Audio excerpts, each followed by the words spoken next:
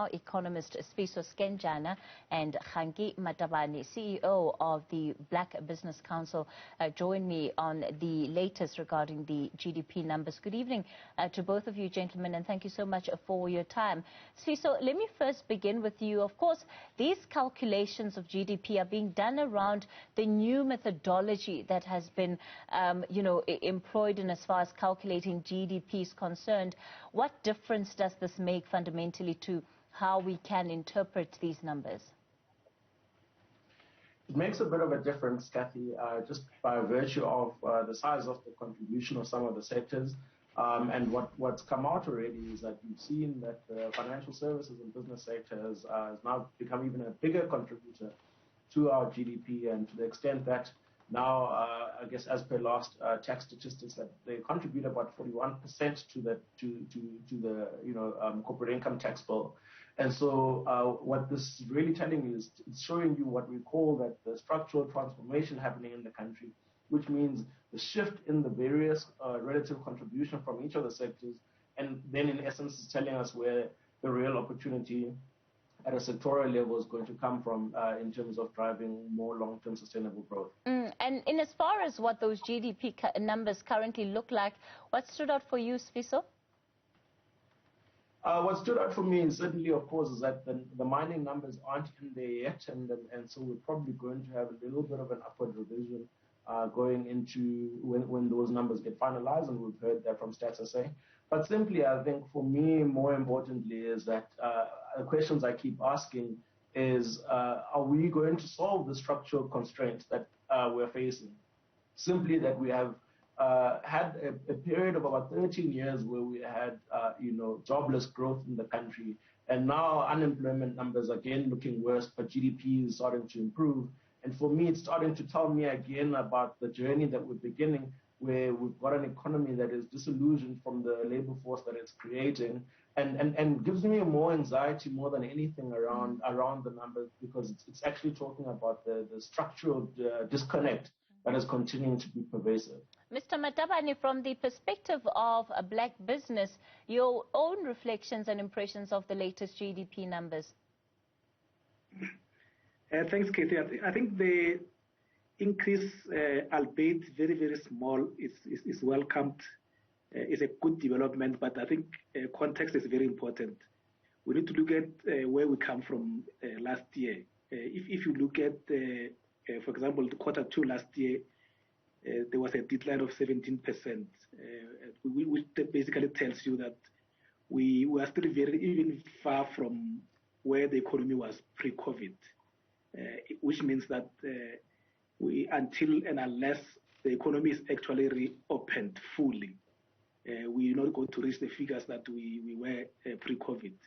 So we have to really do something to reopen the economy and focus on, for example, there are reforms that we have raised with NetLeg, for example, the auctioning of the spectrum, the infrastructure build, the supporting of enterprises and entrepreneurs, so that those entrepreneurs can create jobs.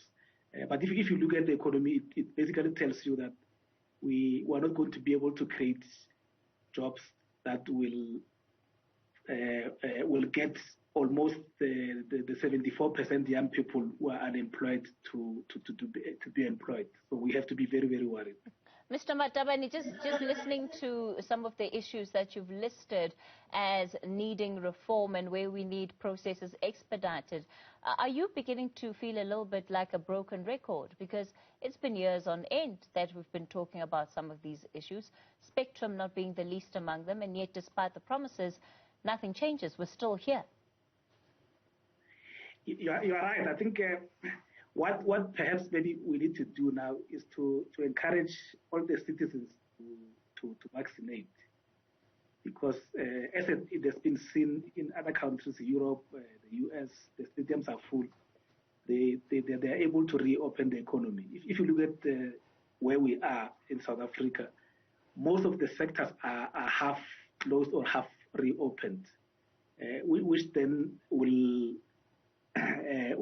result in the economy not growing, even if we leave the economy where it was pre-2020. So we need to reopen the economy and get it where it's supposed to be, but then again push the reforms that we spoke about. Let's support small businesses. Let's make sure that there's funding to support small businesses, and let's not be obsessed with creating what we call what government call job opportunities, because those are not jobs. If you work today on a dish, is a job opportunity. The following day is a second job opportunity. So let's focus on real sustainable jobs, and that can be done by supporting entrepreneurs, because government on its own is not going to create any jobs, or it's not going to create sufficient jobs. Jobs are going to be created by enterprises and entrepreneurs. Sifiso, just recently we had the President of Business Leadership South Africa, Bonang Mohale, writing an open letter to the President, making a case for business to be involved in engagements that can help turn the economy around. And just some of the reforms that Mr. Matabane was touching on, those, one loses count of the number of times that the issue of spectrum has come on. Has been talked about as an issue to be attended to. Going into the national elections 2 years ago, it was a big issue. And in fact, spectrum was supposed to be opened up even before we got to those elections.